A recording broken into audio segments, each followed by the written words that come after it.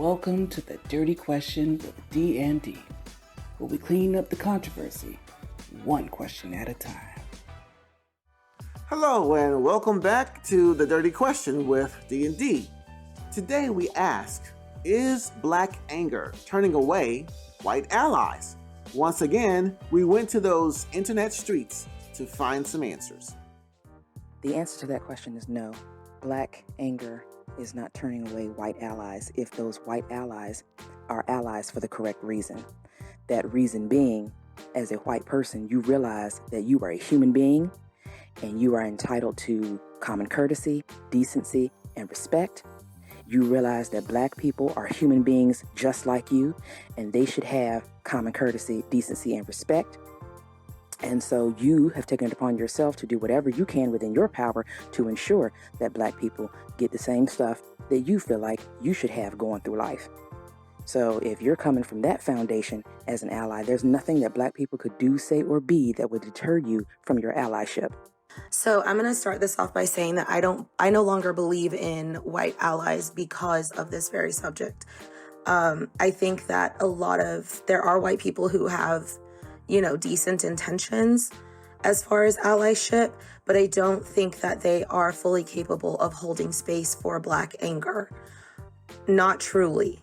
And because the things that we're angry about are not things that affect their daily lives, they're able to kind of pick and choose the things that that they're willing to speak up on or that they're willing to align themselves with.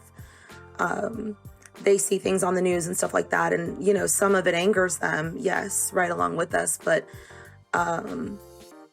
they don't experience it directly. So I feel like it shouldn't be black anger, it should just be anger. All of us should be angry over the treatment of black people in this country. Yes, for those who do not ever want to acknowledge where black anger comes from, yes, those conditional quote-unquote allies are absolutely going to be turned away because they want the negative peace. They want to have the peace that comes from absolutely nothing instead of just actually paying attention, especially to the people that the anger is coming from. And it's always going to be that way until, honestly, they learn to grow up.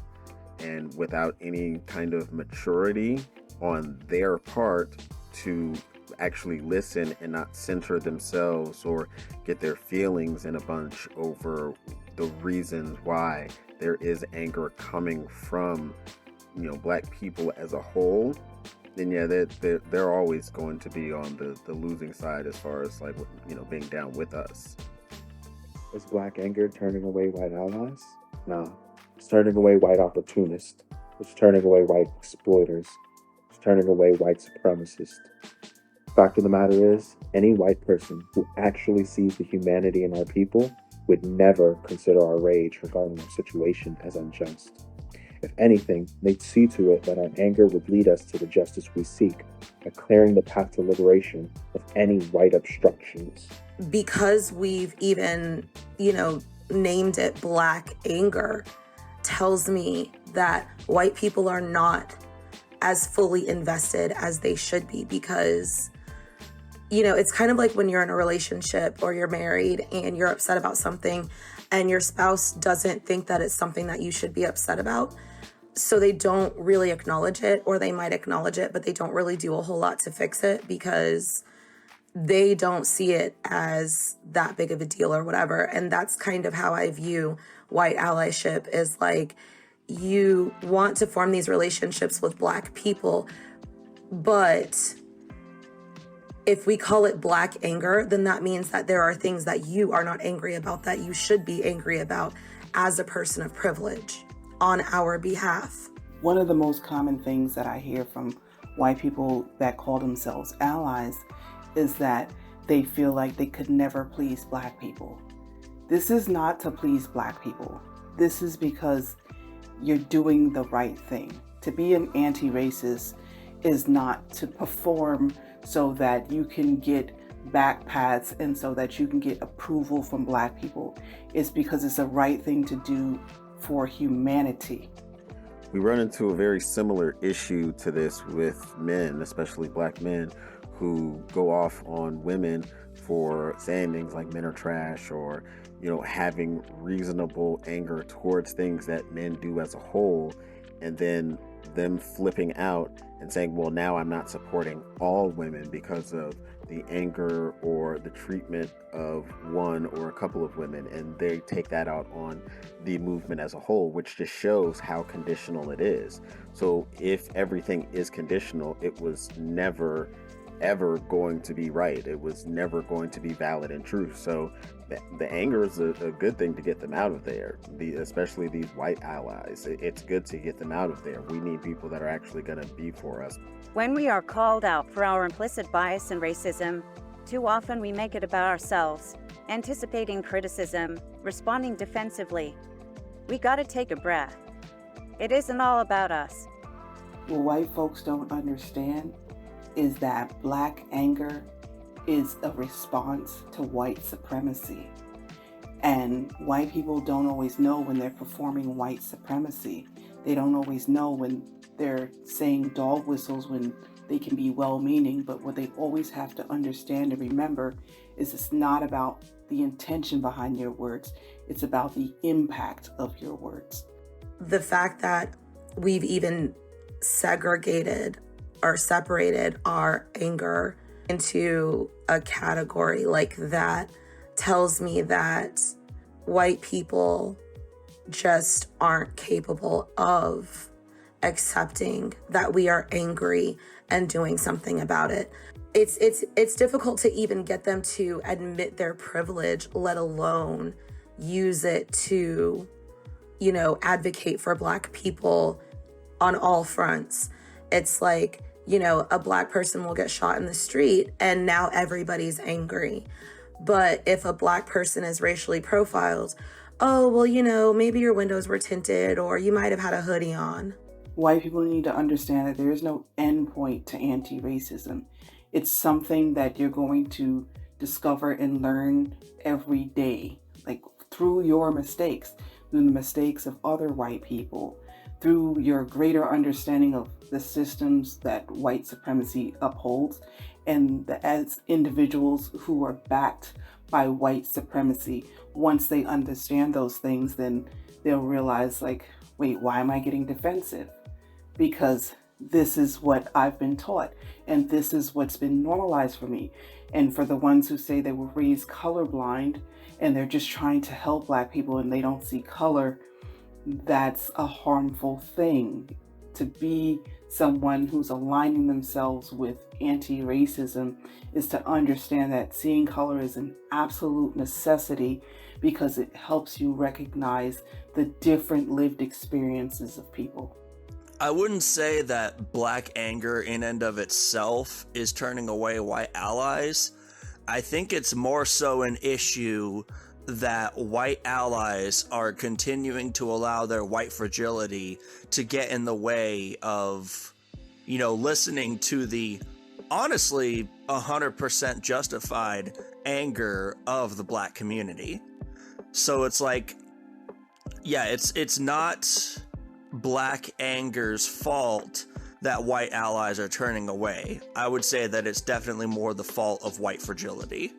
Here's a test for white fragility. I came across some questions for white fragility that I would like to share with you all. White fragility is a hindrance to open and honest racial conversations.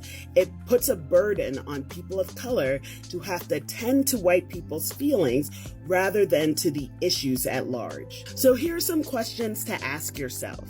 Do I feel defensive when people of color say the term white people? Do I get angry when someone says I benefit from white privilege? When someone describes certain actions as racist, do I get offended because those are thoughts or actions that I have had and I don't consider them racist? Does the phrase "not all white people" make me feel better when someone talks about racism? Do I expect an apology when being accused of racism? Do I have to explain my own hardships when hearing about racism? Did any of those questions annoy me? But what white people, some white people in control want, is they want to control you but they want to feel like good people when they do it. And so that's the burden that we carry, is that white people become very upset if you do not make them feel good about the jacked up shit that they do by participating and benefiting from systemic racism. And how people of color make you uncomfortable with their anger and bitterness towards white men. Let's unpack this a little bit.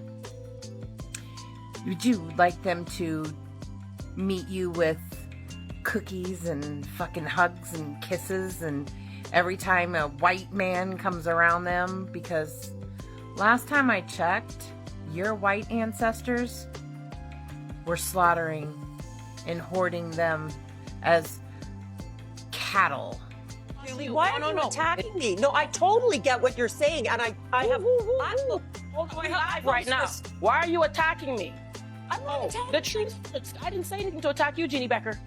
I said nothing about Jeannie Becker. No, I'm just saying Did I say anything about Jeannie Becker? I just feel that you're speaking to me like I don't believe that. I totally get what you're saying. Let me tell you what you just said. I feel like. So whatever you're feeling, take it to the altar, because I'm not the one that's responsible for your feelings. When white allies get backed into that proverbial corner, the first thing they'll say to us is, "Oh, why are you pulling the race card? Why are you making this about race? I'm not racist. You're the real racist." There are 4 types of so-called white allies that bristle at black anger or at being called out for their implicit racism. Number 1 is the "I'm invited to the cookout" ally. This is the white person who is too cozy with black culture, and they start driving down lanes they ain't supposed to be driving in, and they hate being told to pull over. Of course I'm down with black people and Black Lives Matter. My child is black and my boyfriend Raekwon is also black. In fact, he says I'm so down with the cause that I even get to say the word nigger. I know she didn't just say nigger. Benita, hold my earrings. I cried at both Black Panther, Wakanda Forever, and Woman King. Actual tears. So don't come for me. Number 2 is the "look at my resume" ally. This white person, when confronted with black anger, responds by listing all the many, many things they've done for the blacks. Every year, I write a check to the NAACP for $10,000. As a white man, I have done more to help black people than you will ever do in your entire life. Number 3 is the "blacker than thou" ally. This is a white person who thinks because they've read some Audre Lorde, some James Baldwin, or Bell Hooks, that they know more about being black than the average black person. And they know what's best for Black America. Good evening and welcome to the News Hour. Tonight we look at the growing economic and social challenges facing Black America. Our experts tonight include Robert Allen from the Heritage Foundation, Midge Mercer from the Rand Corporation, and researcher Tyler Epstein from the Cato Institute. Welcome, gentlemen, and Hotep. And number 4 is the fragile feelings ally, who releases an overflowing toilet's worth of white tears whenever you point out some messed up shit they said or did. This week on White Allies feeling sad because black people were mean to them, Marcia thought her banner was a show of culinary solidarity. I mean, don't we all like fried chicken? But black people at the Justice and Peace rally said her banner was racist. That's racist. And now Marcia is heartbroken, betrayed by the very people she was trying to save. Oh no, she didn't. And now, here's Rain with the cleanup. I do think that black anger turns away white allies, and this is why I don't think that white people should be afforded the term ally, simply because in order to be an ally, you have to use your position of privilege, no matter who you are, to advocate for marginalized people. I myself, even as a mother, I know that I have to advocate for my kids because, you know, who's going to advocate for them? So their issues, no matter how big or small, become my issues. And I don't think that white people are capable of doing that for Black people. That's our show, and thanks for watching to the end. Now, please like and subscribe and hit that bell notification button. Also, tell your friends about our show. If you have a dirty question you'd like answered, leave us a comment. See you next time.